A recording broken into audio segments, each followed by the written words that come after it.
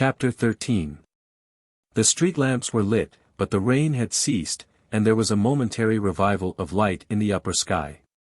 Lily walked on unconscious of her surroundings. She was still treading the buoyant ether which emanates from the high moments of life. But gradually it shrank away from her and she felt the dull pavement beneath her feet. The sense of weariness returned with accumulated force, and for a moment she felt that she could walk no farther.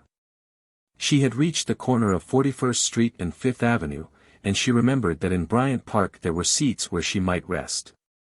That melancholy pleasure ground was almost deserted when she entered it, and she sank down on an empty bench in the glare of an electric street lamp. The warmth of the fire had passed out of her veins, and she told herself that she must not sit long in the penetrating dampness which struck up from the wet asphalt. But her willpower seemed to have spent itself in a last great effort, and she was lost in the blank reaction which follows on an unwanted expenditure of energy. And besides, what was there to go home to? Nothing but the silence of her cheerless room, that silence of the night which may be more racking to tired nerves than the most discordant noises, that, and the bottle of chloral by her bed. The thought of the chloral was the only spot of light in the dark prospect, she could feel its lulling influence stealing over her already. But she was troubled by the thought that it was losing its power, she dared not go back to it too soon. Of late the sleep it had brought her had been more broken and less profound. There had been nights when she was perpetually floating up through it to consciousness. What if the effect of the drug should gradually fail, as all narcotics were said to fail? She remembered the chemist's warning against increasing the dose, and she had heard before of the capricious and incalculable action of the drug. Her dread of returning to a sleepless night was so great that she lingered on, hoping that excessive weariness would reinforce the waning power of the chloral. Night had now closed in, and the roar of traffic in 42nd Street was dying out. As complete darkness fell on the square, the lingering occupants of the benches rose and dispersed. But now and then a stray figure, hurrying homeward, struck across the path where Lily sat, looming black for a moment in the white circle of electric light. One or two of these passers-by slackened their pace to glance curiously at her lonely figure, but she was hardly conscious of their scrutiny. Suddenly, however, she became aware that one of the passing shadows remained stationary between her line of vision and the gleaming asphalt, and raising her eyes she saw a young woman bending over her. "Excuse me, are you sick? Why, it's Miss Bart," a half-familiar voice exclaimed. Lily looked up. The speaker was a poorly dressed young woman with a bundle under her arm. Her face had the air of unwholesome refinement which ill health and overwork may produce, but its common prettiness was redeemed by the strong and generous curve of the lips. "You don't remember me," she continued, brightening with the pleasure of recognition, "but I'd know you anywhere, I've thought of you such a lot. I guess my folks all know your name by heart. I was one of the girls at Miss Farish's club, you helped me to go to the country that time I had lung trouble. My name's Nettie Struther." It was Nettie Crane then, but I dare say you don't remember that either. Yes, Lily was beginning to remember. The episode of Nettie Crane's timely rescue from disease had been one of the most satisfying incidents of her connection with Gertie's charitable work.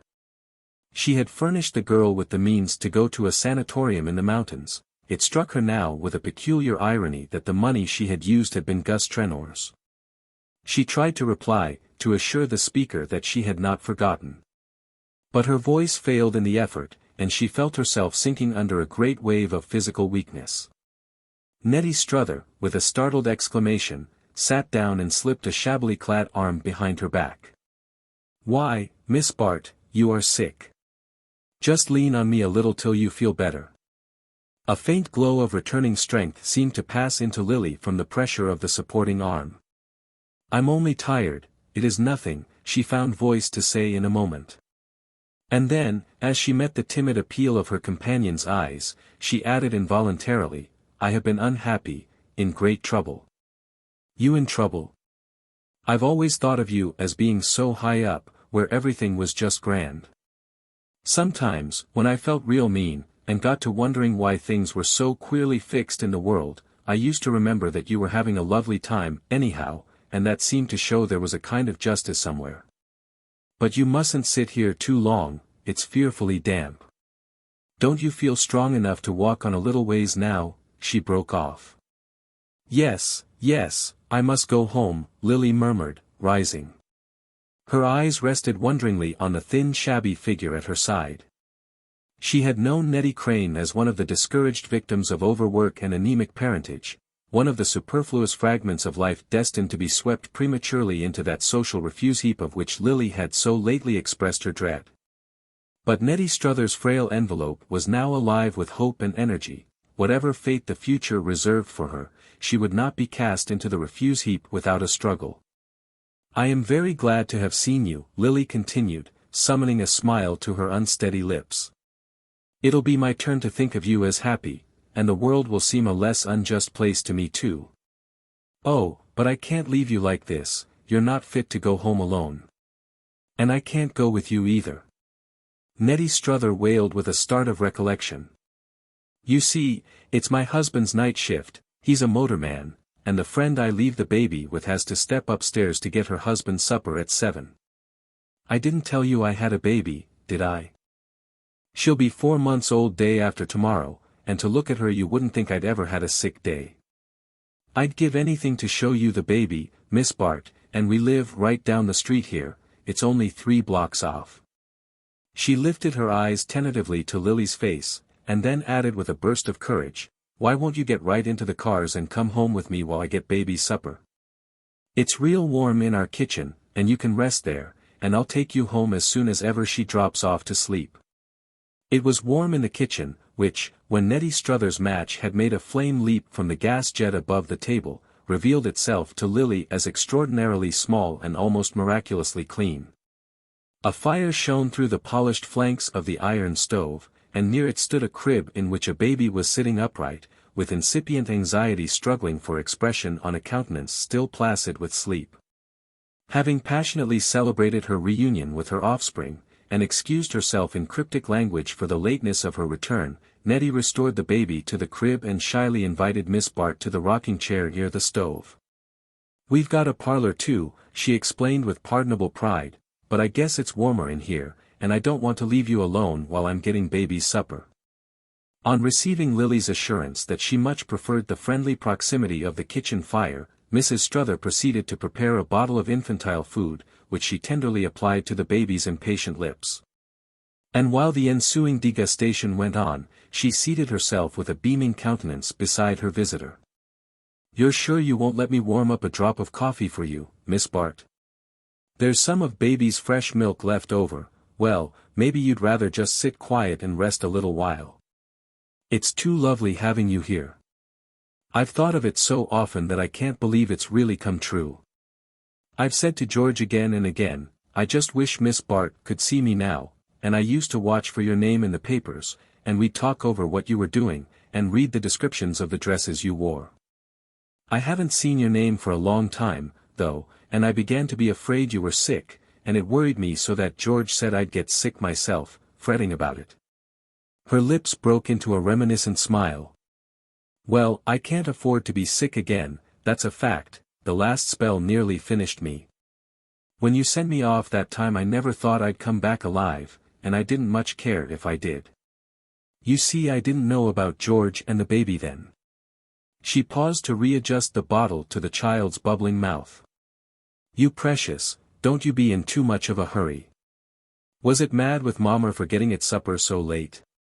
Marie Antoinette, that's what we call her, after the French queen in that play at the Garden. I told George the actress reminded me of you, and that made me fancy the name. I never thought I'd get married, you know, and I'd never have had the heart to go on working just for myself." She broke off again, and meeting the encouragement in Lily's eyes, went on, with a flush rising under her anemic skin, "You see, I wasn't only just sick that time you sent me off, I was dreadfully unhappy too. I'd known a gentleman where I was employed, I don't know as you remember I did typewriting in a big importing firm, and, well, I thought we were to be married, he'd gone steady with me 6 months and given me his mother's wedding ring. But I presume he was too stylish for me, he traveled for the firm, and had seen a great deal of society. Work girls aren't looked after the way you are, and they don't always know how to look after themselves. I didn't. And it pretty near killed me when he went away and left off writing. It was then I came down sick. I thought it was the end of everything. I guess it would have been if you hadn't sent me off. But when I found I was getting well, I began to take heart in spite of myself. And then, when I got back home, George came round and asked me to marry him. At first I thought I couldn't, because we'd been brought up together, and I knew he knew about me. But after a while I began to see that made it easier. I never could have told another man, and I'd never have married without telling. But if George cared for me enough to have me as I was, I didn't see why I shouldn't begin over again, and I did. The strength of the victory shone forth from her as she lifted her irradiated face from the child on her knees. But, mercy, I didn't mean to go on like this about myself, with you sitting there looking so faggied out. Only it's so lovely having you here, and letting you see just how you've helped me. The baby had sunk back blissfully replete, and Mrs. Struther softly rose to lay the bottle aside. Then she paused before Miss Bart. I only wish I could help you, but I suppose there's nothing on earth I could do, she murmured wistfully. Lily, instead of answering, rose with a smile and held out her arms, and the mother, understanding the gesture, laid her child in them. The baby, feeling herself detached from her habitual anchorage, made an instinctive motion of resistance. But the soothing influences of digestion prevailed, and Lily felt the soft weight sink trustfully against her breast. The child's confidence in its safety thrilled her with a sense of warmth and returning life, and she bent over, wondering at the rosy blur of the little face, the empty clearness of the eyes, the vague tendril motions of the folding and unfolding fingers. At first the burden in her arms seemed as light as a pink cloud or a heap of down, but as she continued to hold it the weight increased, sinking deeper, and penetrating her with a strange sense of weakness. As though the child entered into her and became a part of herself. She looked up, and saw Nettie's eyes resting on her with tenderness and exultation. Wouldn't it be too lovely for anything if she could grow up to be just like you? Of course I know she never could, but mothers are always dreaming the craziest things for their children. Lily clasped the child close for a moment and laid her back in her mother's arms. Oh, she must not do that, I should be afraid to come and see her too often, she said with a smile, and then, resisting Mrs. Struther's anxious offer of companionship, and reiterating the promise that of course she would come back soon, and make George's acquaintance, and see the baby in her bath, she passed out of the kitchen and went alone down the tenement stairs. As she reached the street she realized that she felt stronger and happier. The little episode had done her good. It was the first time she had ever come across the results of her spasmodic benevolence, and the surprised sense of human fellowship took the mortal chill from her heart. It was not till she entered her own door that she felt the reaction of a deeper loneliness. It was long after 7 o'clock, and the light and odors proceeding from the basement made it manifest that the boarding-house dinner had begun. She hastened up to her room, lit the gas, and began to dress. She did not mean to pamper herself any longer, to go without food because her surroundings made it unpalatable. Since it was her fate to live in a boarding house, she must learn to fall in with the conditions of the life. Nevertheless she was glad that, when she descended to the heat and glare of the dining room, the repast was nearly over. In her own room again, she was seized with a sudden fever of activity. For weeks past she had been too listless and indifferent to set her possessions in order, but now she began to examine systematically the contents of her drawers and cupboard.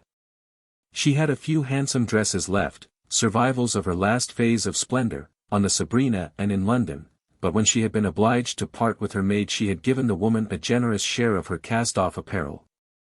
The remaining dresses, though they had lost their freshness, still kept the long unerring lines, the sweep and amplitude of the great artist's stroke. And as she spread them out on the bed the scenes in which they had been worn rose vividly before her. An association lurked in every fold, each fall of lace and gleam of embroidery was like a letter in the record of her past. She was startled to find how the atmosphere of her old life enveloped her.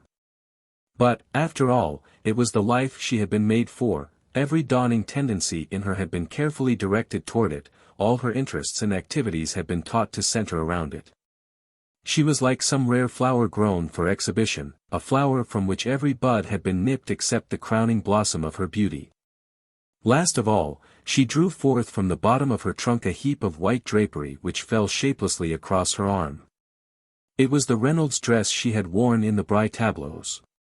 It had been impossible for her to give it away, but she had never seen it since that night, and the long flexible folds, as she shook them out, gave forth an odor of violets which came to her like a breath from the flower-edged fountain where she had stood with Lawrence Selden and disowned her fate.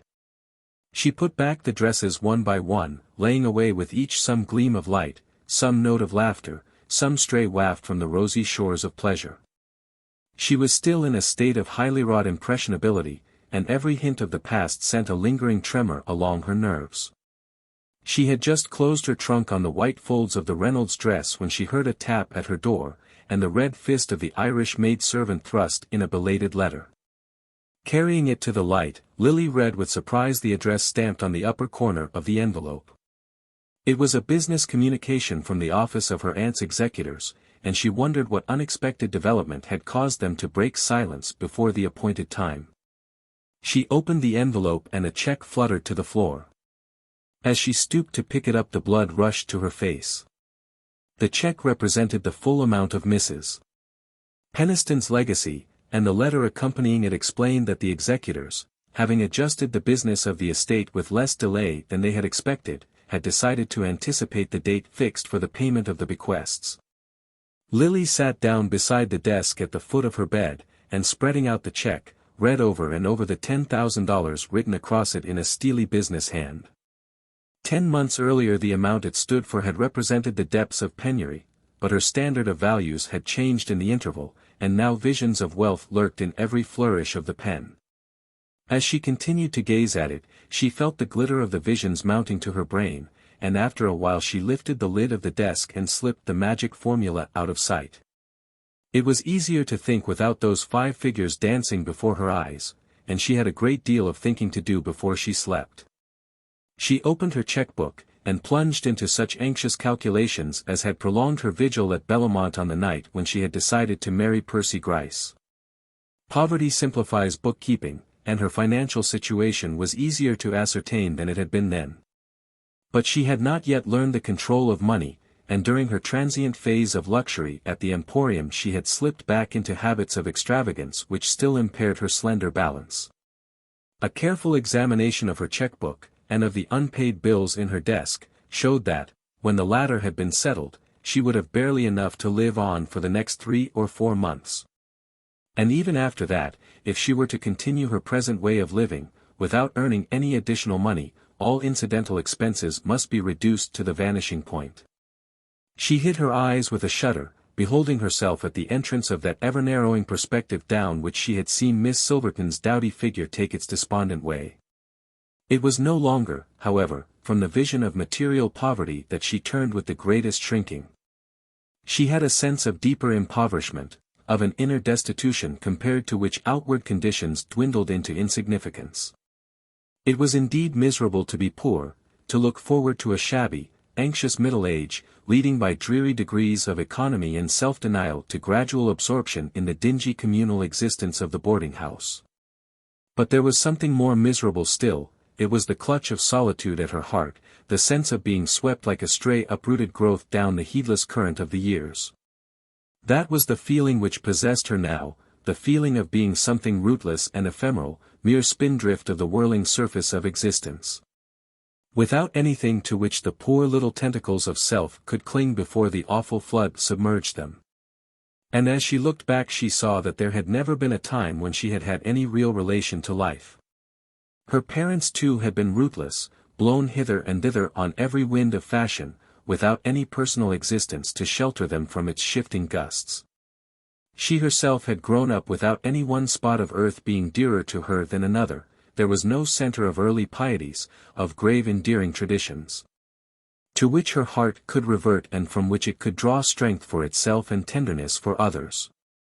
In whatever form a slowly accumulated past lives in the blood, whether in the concrete image of the old house stored with visual memories, or in the conception of the house not built with hands, But made up of inherited passions and loyalties, it has the same power of broadening and deepening the individual existence, of attaching it by mysterious links of kinship to all the mighty sum of human striving. Such a vision of the solidarity of life had never before come to Lily. She had had a premonition of it in the blind motions of her mating instinct, but they had been checked by the disintegrating influences of the life about her. All the men and women she knew were like atoms whirling away from each other in some wild centrifugal dance. Her first glimpse of the continuity of life had come to her that evening in Nettie Struthers' kitchen. The poor little working girl who had found strength to gather up the fragments of her life, and build herself a shelter with them, seemed to Lily to have reached the central truth of existence. It was a meager enough life, on the grim edge of poverty, with scant margin for possibilities of sickness or mischance, but it had the frail audacious permanence of a bird's nest built on the edge of a cliff, a mere wisp of leaves and straw, yet so put together that the lives entrusted to it may hang safely over the abyss. Yes, but it had taken two to build the nest, the man's faith as well as the woman's courage. Lily remembered Nettie's words, "I knew he knew about me."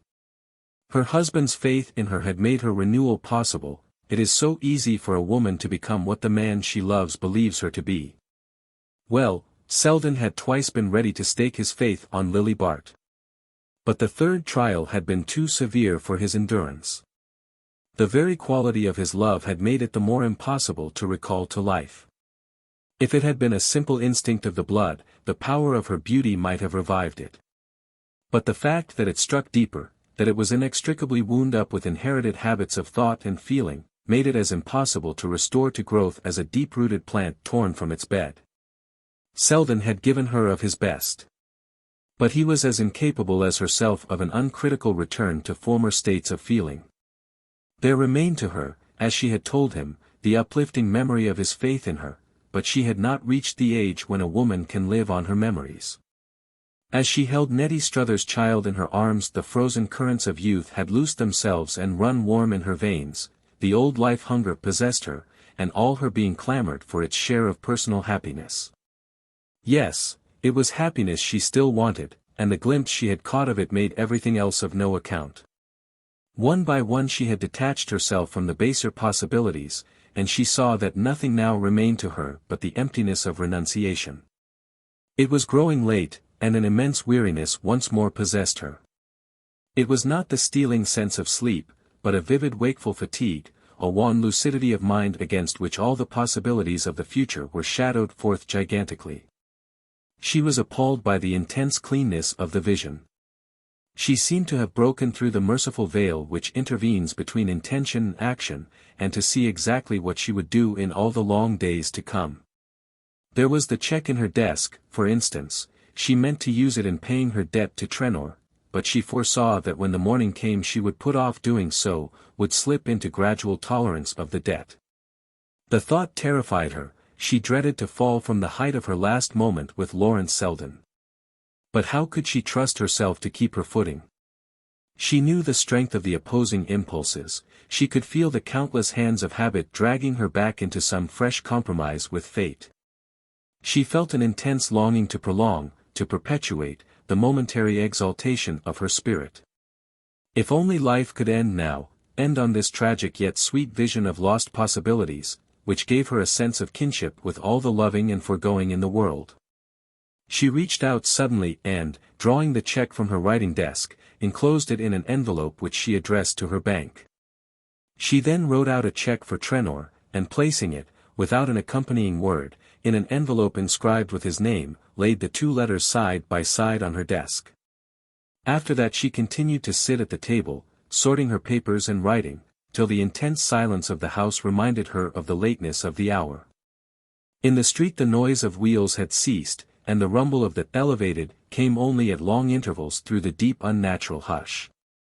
In the mysterious nocturnal separation from all outward signs of life, she felt herself more strangely confronted with her fate. The sensation made her brain reel, and she tried to shut out consciousness by pressing her hands against her eyes. But the terrible silence and emptiness seemed to symbolize her future. She felt as though the house, the street, the world were all empty, and she alone left sentient in a lifeless universe. But this was the verge of delirium. She had never hung so near the dizzy brink of the unreal. Sleep was what she wanted. She remembered that she had not closed her eyes for 2 nights. The little bottle was at her bedside, waiting to lay its spell upon her. She rose and undressed hastily, hungering now for the touch of her pillow. She felt so profoundly tired that she thought she must fall asleep at once, but as soon as she had lain down every nerve started once more into separate wakefulness. It was as though a great blaze of electric light had been turned on in her head, and her poor little anguished self shrank and cowered in it, without knowing where to take refuge. She had not imagined that such a multiplication of wakefulness was possible. Her whole past was reenacting itself at 100 different points of consciousness. Where was the drug that could still this legion of insurgent nerves? The sense of exhaustion would have been sweet compared to this shrill beat of activities, but weariness had dropped from her as though some cruel stimulant had been forced into her veins. She could bear it, yes, she could bear it. But what strength would be left her the next day? Perspective had disappeared, the next day pressed close upon her, and on its heels came the days that were to follow. They swarmed about her like a shrieking mob. She must shut them out for a few hours, she must take a brief bath of oblivion. She put out her hand, and measured the soothing drops into a glass, but as she did so, she knew they would be powerless against the supernatural lucidity of her brain. She had long since raised the dose to its highest limit, but tonight she felt she must increase it. She knew she took a slight risk in doing so. She remembered the chemist's warning. If sleep came at all, it might be a sleep without waking. But after all that was but one chance in 100, the action of the drug was incalculable, and the addition of a few drops to the regular dose would probably do no more than procure for her the rest she so desperately needed. She did not, in truth, consider the question very closely. The physical craving for sleep was her only sustained sensation. Her mind shrank from the glare of thought as instinctively as eyes contract in a blaze of light. Darkness was what she must have at any cost. She raised herself in bed and swallowed the contents of the glass. Then she blew out her candle and lay down. She lay very still, waiting with a sensuous pleasure for the first effects of the soporific. She knew in advance what form they would take, the gradual cessation of the inner throb, the soft approach of passiveness, as though an invisible hand made magic passes over her in the darkness. The very slowness and hesitancy of the effect increased its fascination. It was delicious to lean over and look down into the dim abysses of unconsciousness. Tonight the drug seemed to work more slowly than usual. Each passionate pulse had to be stilled in turn, and it was long before she felt them dropping into abeyance, like sentinels falling asleep at their posts. But gradually the sense of complete subjugation came over her, and she wondered languidly what had made her feel so uneasy and excited. She saw now that there was nothing to be excited about. She had returned to her normal view of life. Tomorrow would not be so difficult after all. She felt sure that she would have the strength to meet it. She did not quite remember what it was that she had been afraid to meet, but the uncertainty no longer troubled her. She had been unhappy, and now she was happy. She had felt herself alone, and now the sense of loneliness had vanished.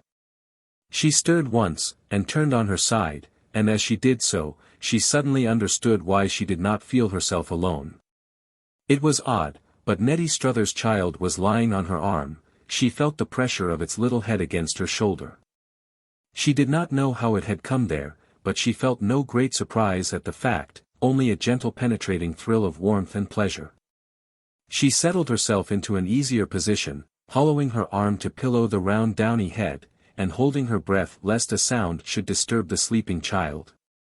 As she lay there she said to herself that there was something she must tell Selden, some word she had found that should make life clear between them. She tried to repeat the word, which lingered vague and luminous on the far edge of thought. She was afraid of not remembering it when she woke, and if she could only remember it and say it to him, she felt that everything would be well.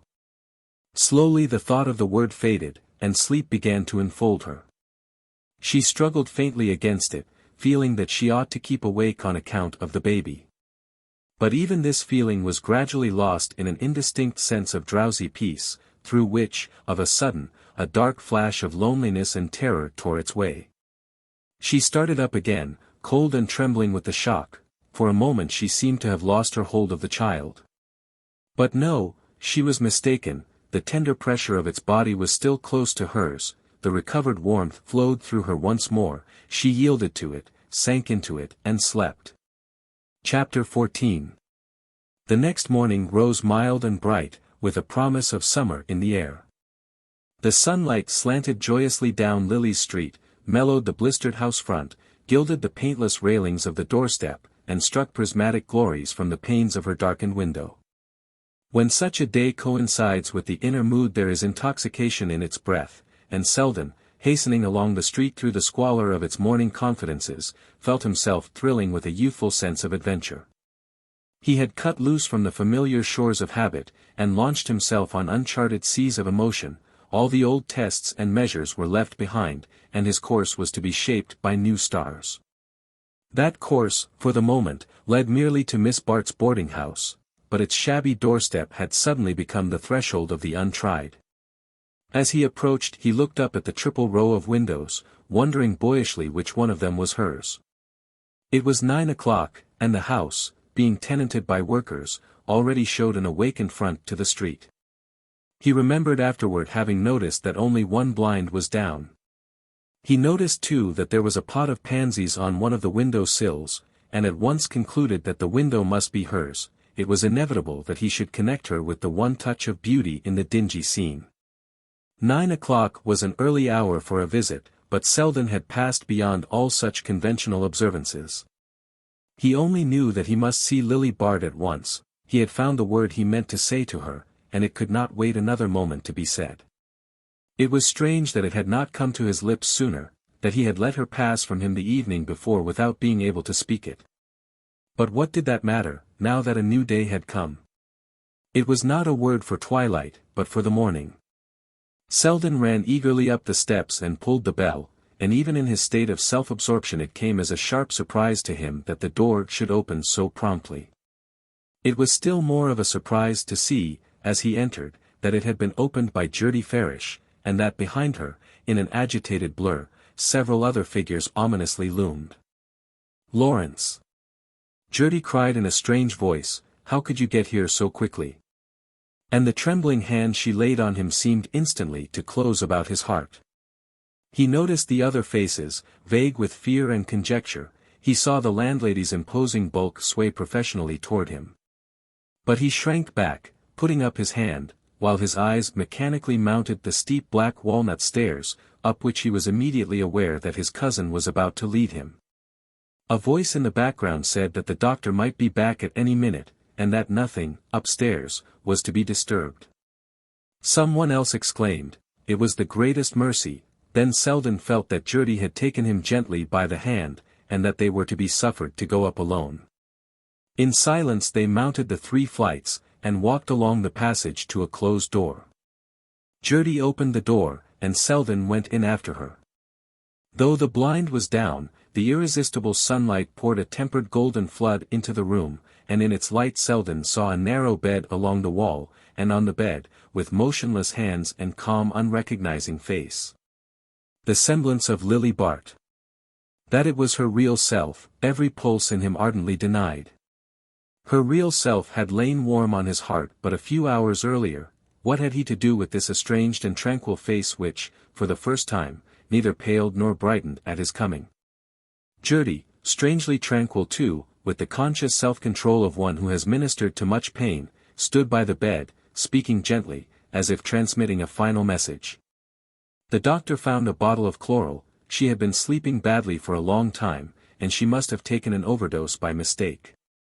There is no doubt of that, no doubt, there will be no question. He has been very kind. I told him that you and I would like to be left alone with her, to go over her things before anyone else comes. I know it is what she would have wished." Selden was hardly conscious of what she said. He stood looking down on the sleeping face which seemed to lie like a delicate impalpable mask over the living lineaments he had known. He felt that the real Lily was still there, close to him, yet invisible and inaccessible. And the tenuity of the barrier between them mocked him with a sense of helplessness. There had never been more than a little impalpable barrier between them, and yet he had suffered it to keep them apart. And now, though it seemed slighter and frilier than ever, it had suddenly hardened to adamant, and he might beat his life out against it in vain. He had dropped on his knees beside the bed, but a touch from Gertie aroused him. He stood up, and as their eyes met he was struck by the extraordinary light in his cousin's face. "You understand what the doctor has gone for? He has promised that there shall be no trouble, but of course the formalities must be gone through. And I asked him to give us time to look through her things first." He nodded, and she glanced about the small bare room. "It won't take long," she concluded. "No, it won't take long," he agreed. She held his hand in hers a moment longer, and then, with a last look at the bed, moved silently toward the door. On the threshold she paused to add, "You will find me downstairs if you want me." Selden roused himself to detain her. "But why are you going?" she would have wished. Gertie shook her head with a smile. No, this is what she would have wished, and as she spoke a light broke through Selden's stony misery, and he saw deep into the hidden things of love. The door closed on Gertie, and he stood alone with the motionless sleeper on the bed. His impulse was to return to her side, to fall on his knees, and rest his throbbing head against the peaceful cheek on the pillow.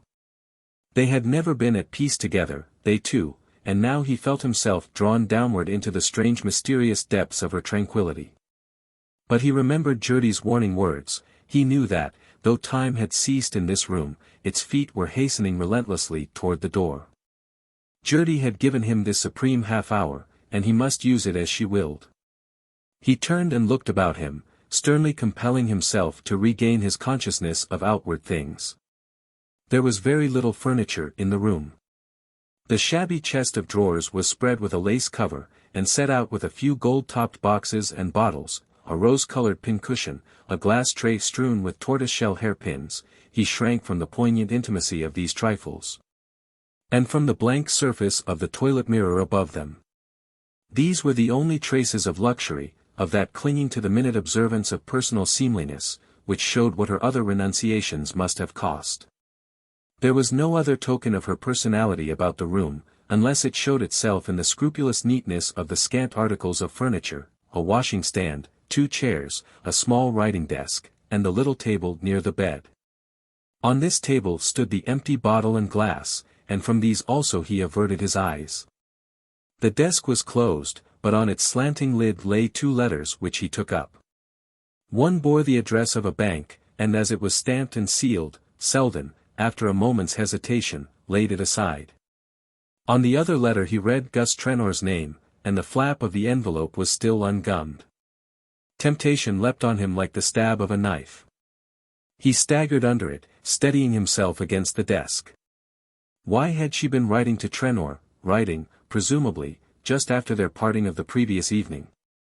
The thought unhallowed the memory of that last hour, made a mock of the word he had come to speak, and defiled even the reconciling silence upon which it fell. He felt himself flung back on all the ugly uncertainties from which he thought he had cast loose forever. After all, what did he know of her life? Only as much as she had chosen to show him, and measured by the world's estimate, how little that was. By what right, the letter in his hand seemed to ask, by what right was it he who now passed into her confidence through the gate which death had left unbarred? His heart cried out that it was by right of their last hour together, the hour when she herself had placed the key in his hand. Yes, but what if the letter to Trenor had been written afterward?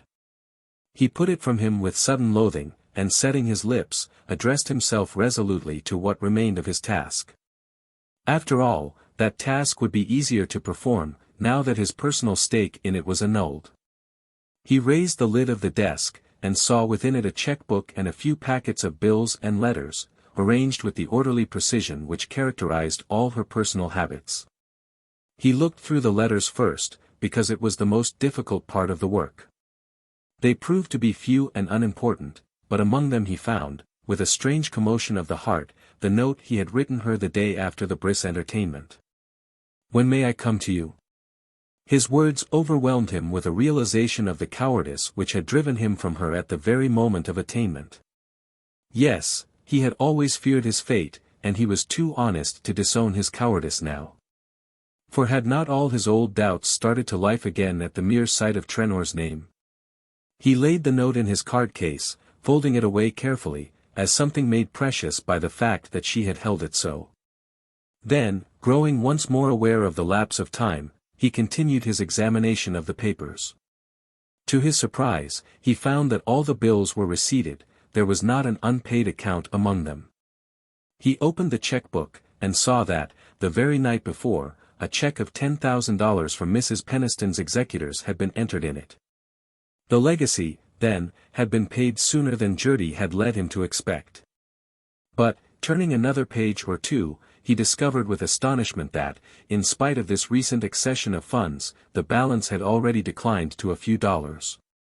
A rapid glance at the stubs of the last checks, all of which bore the date of the previous day, showed that between $400 or $500 of the legacy had been spent in the settlement of bills. While the remaining thousands were comprehended in one check, made out, at the same time, to Charles Augustus Trenor. Selden laid the book aside, and sank into the chair beside the desk. He leaned his elbows on it, and hid his face in his hands. The bitter waters of life surged high about him, their sterile taste was on his lips. Did the check to Trenor explain the mystery or deepen it? At first his mind refused to act, he felt only the taint of such a transaction between a man like Trenor and a girl like Lily Bart. Then, gradually, his troubled vision cleared, old hints and rumors came back to him, and out of the very insinuations he had feared to probe, he constructed an explanation of the mystery. It was true, then, that she had taken money from Trenor. But true also, as the contents of the little desk declared, that the obligation had been intolerable to her, and that at the first opportunity she had freed herself from it, though the act left her face to face with bare unmitigated poverty. That was all he knew, all he could hope to unravel of the story. The mute lips on the pillow refused him more than this, unless indeed they had told him the rest in the kiss they had left upon his forehead. Yes, he could now read into that farewell all that his heart craved to find there, he could even draw from it courage not to accuse himself for having failed to reach the height of his opportunity. He saw that all the conditions of life had conspired to keep them apart. Since his very detachment from the external influences which swayed her had increased his spiritual fastidiousness, and made it more difficult for him to live and love uncritically. But at least he had loved her, had been willing to stake his future on his faith in her, and if the moment had been fated to pass from them before they could seize it, he saw now that, for both, it had been saved whole out of the ruin of their lives. It was this moment of love, this fleeting victory over themselves, which had kept them from atrophy and extinction. Which, in her, had reached out to him in every struggle against the influence of her surroundings, and in him, had kept alive the faith that now drew him penitent and reconciled to her side. He knelt by the bed and bent over her, draining their last moment to its lees, and in the silence there passed between them the word which made all clear. The end. Transcriber's note. 1. I have modernized this text by modernizing the contractions, do and becomes don't, etc. 2. I have retained the British spelling of words like favor and color. 3. I found and corrected one instance of the name Gertie, which I changed to Gertie, to be consistent with rest of the book.